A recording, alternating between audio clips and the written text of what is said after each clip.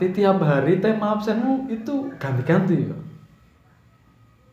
Iya, kadang ganti-ganti. Menarik cuy. Nah, gitu sih. Soalnya kalau nggak kayak gitu, ya ya udah.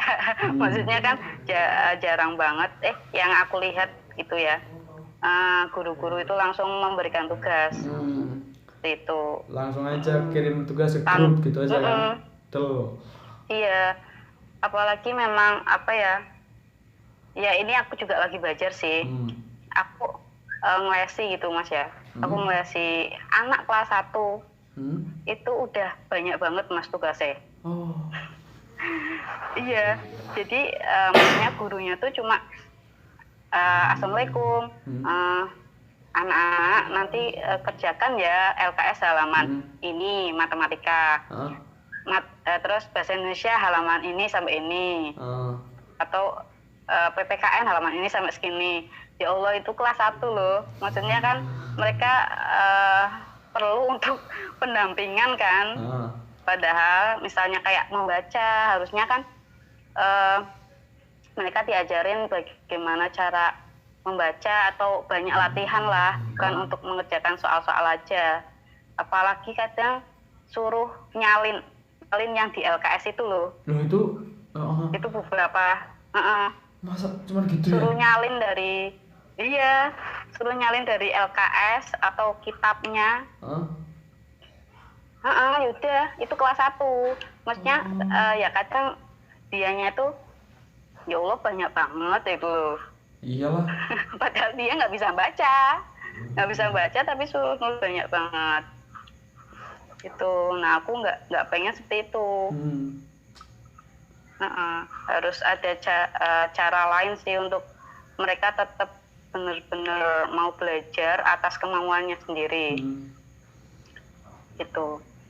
Itu kan istilahnya buat kamu masuk pembelajaran kan. Terus biasanya pas kamu ngasih materi, terus anak-anak ngumpulkan, terus penilaiannya itu gimana sih kalau pakai online kayak gini? Kalau penilaian sih aku lebih kayak keaktifan juga itu menjadi nilai plus juga sih sebenarnya. Terus ya bagaimana cara dia menyelesaikan tugasnya. Misal kadang kan ada yang dituliskan sama orang tuanya, itu kadang banyak yang seperti itu. Iya, karena kan mungkin ya itu masih kelas rendah gitu kan. Terus juga banyak orang tua yang mungkin nggak sabar, jadi kan ya udah tak kerjain ibu kayak gitu, ditulisin. Itu kan kita nggak bisa nilai dong kalau kayak gitu, ya enggak? Kan kemampuan orang tuanya gitu yang sekolah ya. Nggak bisa nilai. Iya. Gimana coba nilainya akhirnya? Ya, jadi itu sih paling aku keaktifan, terus kesesuaian dia terhadap tugasnya itu seperti apa. Keaktifannya itu gimana? Kalau aku ya itu di diskusinya sih. Oh, di grupnya itu? Di grup. Kadang kalau nggak ada di grup pun, itu aku japri. Kan aku kan udah telusuri tuh. Misalnya kenapa kok nggak bisa jam 8 pagi seperti itu. Nggak bisa ikut yang jam 8 pagi, soalnya kenapa? Ternyata kok aku mulai belajar habis maghrib, karena HP-nya dibawa orang tua seperti itu kan ada. Jadi ya udah habis maghribnya kadang aku japri apa kesulitannya, terus apa kesulitannya, terus misalnya ada yang perlu ditanyakan apa enggak, atau aku menjelaskan materi lagi seperti itu. Itu sih kuncinya emang tadi itu ya, inovatif, jangan berhenti itu guru itu ternyata. Kadang iya, untuk terakhirnya pun aku ada refleksi ya. Itu yang poin ketiga. Yang pertama ada kesepakatan belajar kan, komitmen pada tujuan, mandiri terhadap cara, dan yang ketiga refleksi. Jadi refleksi itu apa yang anak-anak dapetin dari belajar itu. Ilmu apa yang mereka dapetin. Aku selalu meminta mereka, tapi melalui japri sih biasanya, Itu teks apa dokumen atau voice note itu cuy? Terserah, jadi aku membebaskan mereka. Misalnya mereka mau cuma tulisan ya enggak apa-apa. Kadang kan ada yang suka voice note ya. Iya, Pakai lebih voice simpel note kan, boleh cuma gitu. ngomong gitu. Atau itu sih aku selalu membebaskan mereka. Pokoknya selagi apa feedbacknya itu bisa kamu evaluasi, ya nggak apa-apa gitu ya. Iya, nggak apa-apa. Gitu aja. Karena memang ini susah sih ya, susah untuk cara penilaian pun susah. Jadi kadang ya untuk saat ini pun dari pihak sekolah ada selain daring ada luring juga. Jadi orang tua mengambil soal dari sekolah terus bawa pulang gitu. Jadi 1 minggu kembaliin lagi. Itu sih. Jadi ya mungkin penilaiannya dari situ aja. Terus kalau yang memang bener-bener tantangan. Cerita yang kemarin itu cuy, yang bahasa Arab itu penasaran aku cuy. Oke. Kalau bahasa Arab sebenarnya kan aku guru kelas ya. Guru kelas yang memang konsennya itu malah nggak agama kan ada sendiri.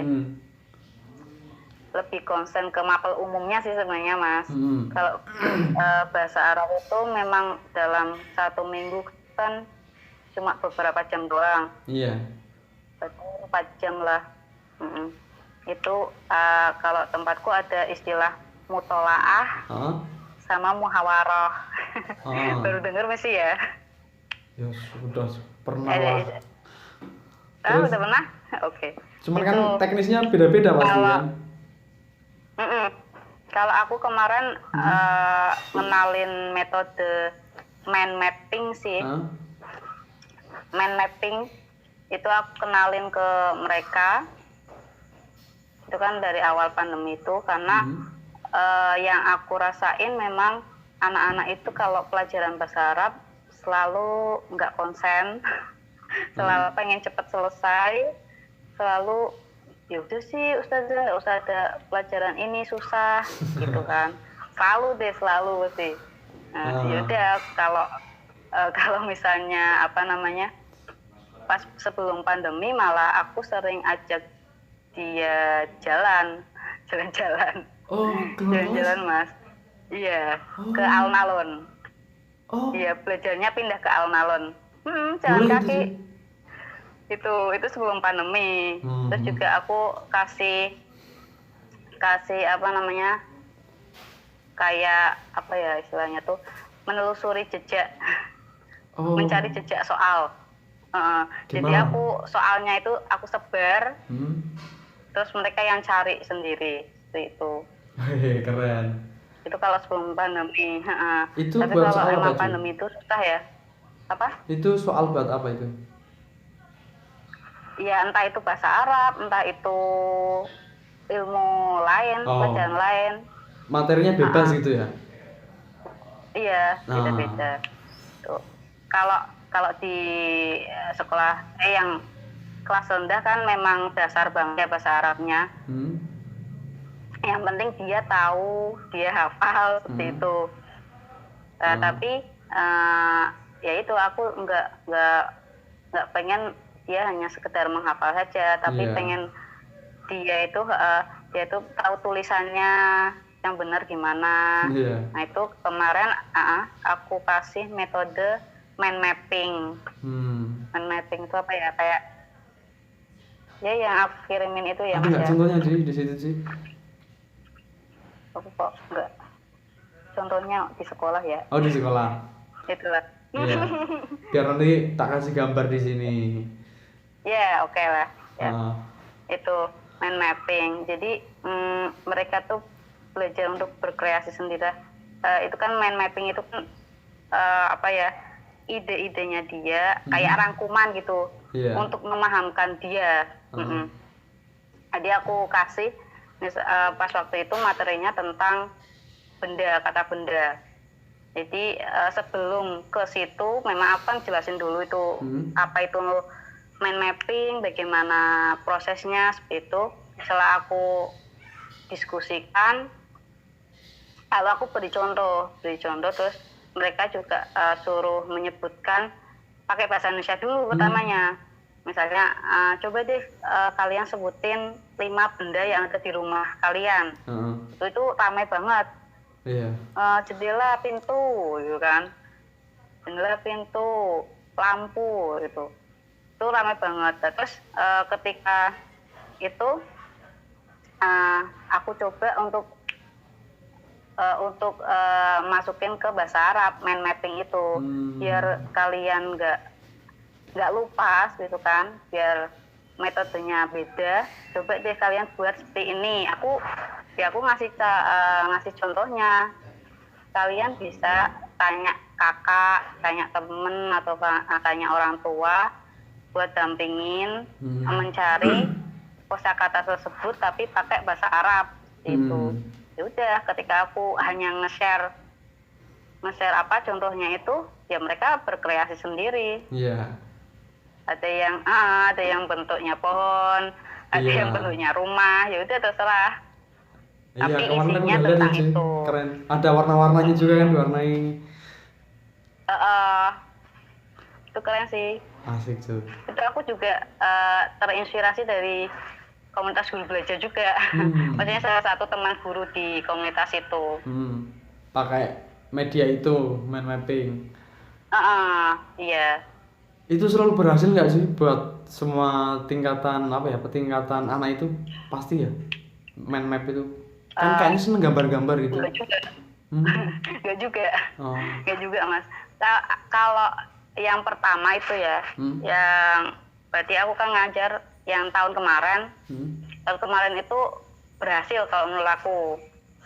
Karena yang aku lihat memang anak-anak tahun itu lebih suka dengan gambar daripada melalui tulisan-tulisan banyak. Itu. Nah, sedangkan yang ini, yang tahun ini hanya beberapa saja yang suka dengan gambar. Kebalikan ya malah. Itu. Jadi kebalikannya, memang benar-benar kebalikan. Jadi ya itu hasilnya memang tidak semulus apa yang aku harapkan seperti itu kan. Ya udah, jadi sebisanya mereka aja. Itu sih. Itu juga ternyata masalah ya, ternyata setiap angkatan itu nggak selalu sama karakternya ternyata. Iya, makanya karena kan pertamanya aku kira coba deh aku kan udah praktekin ini berhasil gitu kan. Coba aku praktekin lagi, ternyata gagal. Gitu. Jadi memang harus cari cara-cara terus lah, cari cara lain supaya apa sih yang bisa membuat mereka nyaman, yang membuat mereka tuh lebih semangat belajarnya. Itu yang belum aku temuin seluruhnya di tahun ini. Itu memang luar biasa. Berarti emang solusinya itu ya cuy, nggak pernah berhenti istilahnya. Itu kan kayak kamu jadi peneliti lagi kan, nyari data gitu, data-data dari kelas, latar belakang siswa banyak gitu kan, banyak hal. Itu coba kamu data itu kamu olah dibuat jurnal cuy, bagus itu. Kamu masih punya jurnal ilmiah kan, bisa kamu submit. Banyak kan yang PGSD kan jurnal banyak gitu. Harusnya kamu udah punya data banyak cuy, bisa lah. Bisa, nulisnya yang males. Kan kemarin kan dulu pernah ikut di Almizan juga kan pas zaman kuliah. Iya. Lah itu kan udah punya dasar. Paling sih itu sih Mas, aku nulisnya ya praktek juga. Karena memang kalau di komunitas guru belajar itu bukan KGB ya, dari KGC, Kampus Guru Cikal itu kan menyediakan kayak majalah itu sih, majalah praktik baik pembelajaran. Jadi siapa yang lolos akan dimuat di majalah tersebut. Itu aku pernah ngirim sih, tapi di tahun 2018 itu alhamdulillah lolos. Iya. Lolos masuk di majalah itu, tapi tentang itu keunikan anak sih. Kamu bahas keunikan anak? Iya. Jadi memang anak itu tuh luar biasa, Mas. Luar biasa banget lah. Sampai dicap anak nakal, anak jahil gitu. Tapi sebenarnya dibalik kejahilannya, dibalik maksudnya tanda kutip anggapan teman-temannya atau orang tua, tapi sebenarnya enggak. Dia tuh enggak seperti itu. Gimana itu? Dia malah yang paling so sweet. Kan waktu itu bener loh. Waktu itu aku suruh bikin kan pelajaran bahasa Indonesia, itu bikin surat. Surat ucapan tanda terima kasih kepada orang tua atau guru seperti itu. Nah, hampir 90% itu anak-anak menuliskan untuk orang tuanya. Gitu. Tapi dia yang nulis suratnya buat aku. Coba kan, maksudnya tuh kan di luar dugaan gitu loh. Anak yang dicap nakal dan lain sebagainya, ternyata kok milihnya kok gurunya gitu loh. itu aku tulis dan alhamdulillah dimuat di kamus guru Cikal, majalah SKGB namanya, surat guru belajar ya. Kamu menyampaikan hal itu bahwa ternyata belum tentu kalau anggapan labeling lah ya, temannya itu belum tentu benar kalau dia itu sebenarnya nakal atau apalah gitu. Iya benar. Berarti pesannya apa? Makanya guru itu harus memahami muridnya sih. Gitu. Memang berat sih jadi guru itu. Sangat penting. Berat sih jadi guru sih, asli sih, apalagi yang masih tingkat dasar kayak gitu. Pengalaman offline masih ada yang suka lari-lari pasti gitu ya. Kamu nemu gitu nggak kelas? Wah, ya karena kelas 2 SD begitulah, ada yang lari, manjat meja, terus jatuh. Aduh, luar biasa sih. Makanya pas waktu yang kemarin sebelum pandemi itu karena mayoritas mereka suka yaitu dengan lari-lari terus juga jalan-jalan, jadi ya udah aku keluar aja ke sekolahan, keluar sekolah, jadi belajar ya di situ sekalian. Kadang pada bingung sih, ini kok guru ngapain nggak jalan-jalan. Itu salah satu solusi dari yang biasa kamu lakukan gitu ya, keluar kelas gitu. Keluar kelas. Itu selain keluarga, kalau nonton biasanya kemana cuy? Kalau keluar kelas sih seringnya di alun-alun ya. Seringnya kita di alun-alun. Tapi sebelum itu memang aku bangun kesepakatan dulu, Mas. Jadi nggak langsung. Ayo kita pergi ke sana, nggak langsung. Jadi memang aku juga sesuaikan dengan materi pembelajarannya pas waktu itu tentang puisi. Anak-anak biar mengenal lebih jauh apa itu puisi dan bagaimana cara membuatnya. Jadi ya udah aku ajakin jalan keluar. Terus waktu itu sesudah menjelaskan materinya, aku ajak mereka untuk melihat sekitar lapangan itu. Ya udah mereka suruh nulis, jadilah puisi dan bagus-bagus kok. Itu beberapa dari karya anak itu bagus. Itu izin kepala sekolah juga enggak sih? Aku sih enggak sih. Aku enggak. Enggak, tapi ya Kepsekku sih istilahnya membebaskan juga sih, asalkan tetap dalam itu pengawasan yang ketat dan lain sebagainya. Gitu.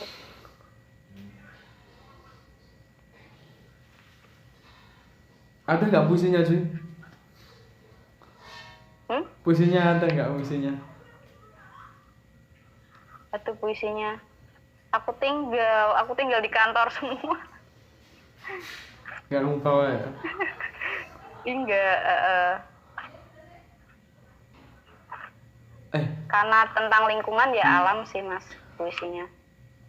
Ini salah satu yang jadi masalah juga ketika guru di kelas itu cara agar anak itu bisa istilahnya apa ya, kondusif lah ya, nggak ribut. Itu gimana sih kalau kamu sih? Kalau aku kasih celah sih, soalnya kayak membebaskan dia pengen bercerita. Berarti gitu, anak yang ribut itu kamu suruh maju gitu? Istilahnya yang aktif lah ya? Kadang. Kadang aku suruh maju. Ya pasti nggak semulus awal sih ya. Awalnya nggak semulus yang kita inginkan. Tapi ya itu, maksudnya untuk memancing anak-anak yang pengen aktif kayak gitu. Ya udah panggil aja anak-anak yang memang tanda kutip bermasalah. Coba untuk ajak bicara dan mau maju ke depan seperti itu. Terus juga kadang aku ajak ice breaking sih Mas. Ice breaking. Itu biasanya kamu mencairkan suasana. Yang biasa kamu pakai paling itu ngajak mereka bercerita.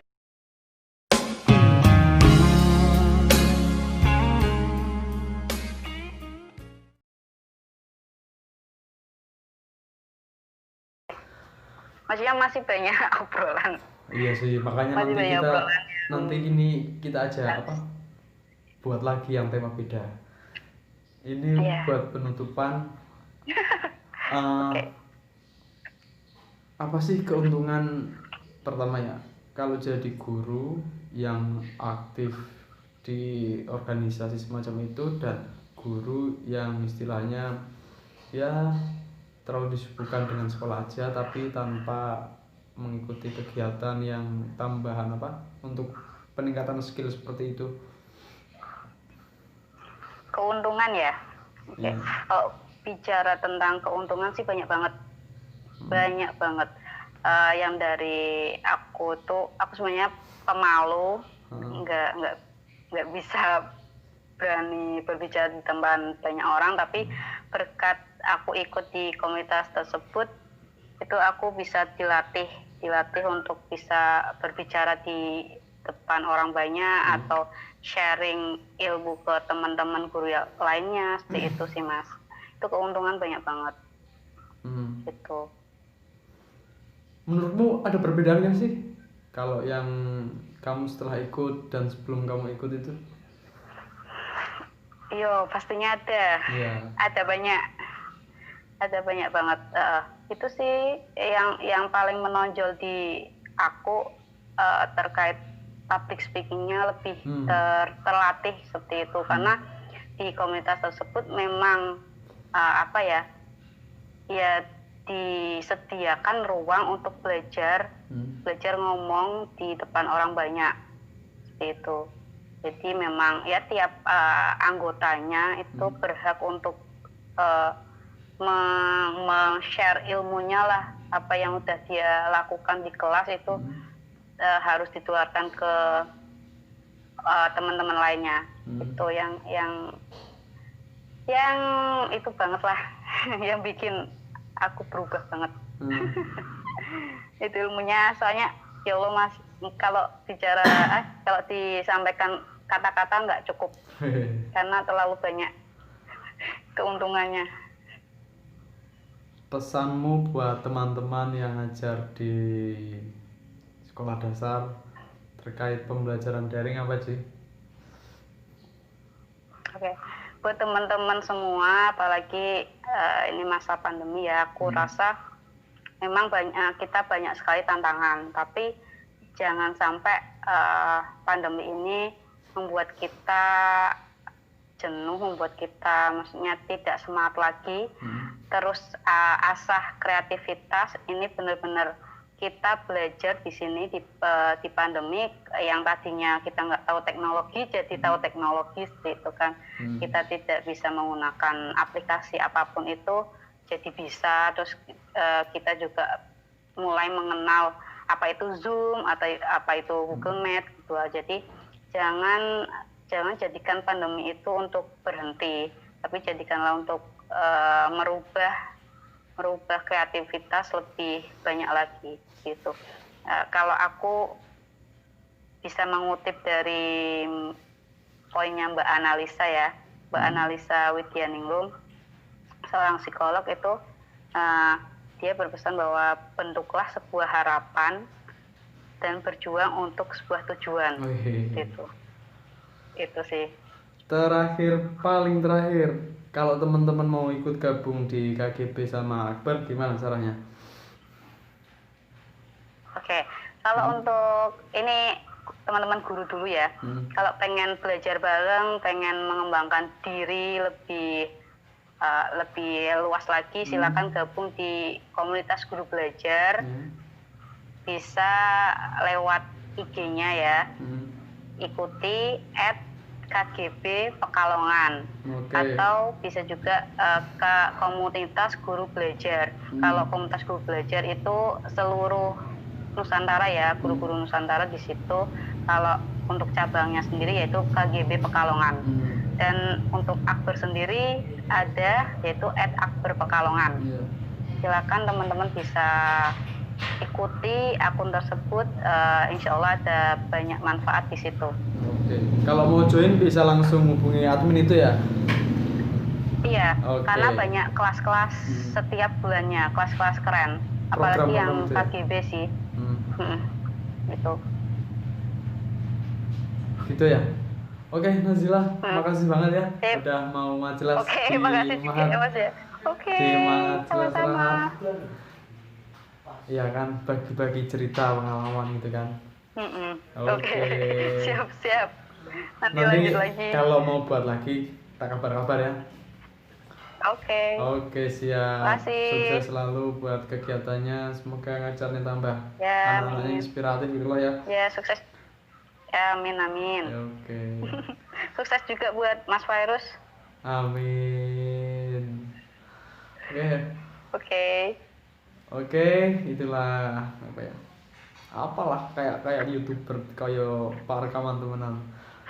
Intinya gitulah, pasti banyak manfaat ya. Ini teman-teman kok Zian, Zara tadi temanku Lutfi itu kandake bojomu ya Lut. Oh iya. Iki adikku teman-temanmu ya. Oke, siap. Iya benar itu. Oke, Zira, makasih ya. See you next time. Ya. Oke, terima kasih. Makasih ya Mas ya. Sampai di sini ya. Kita pamit undur diri. Assalamualaikum warahmatullahi wabarakatuh. Waalaikumsalam warahmatullahi wabarakatuh.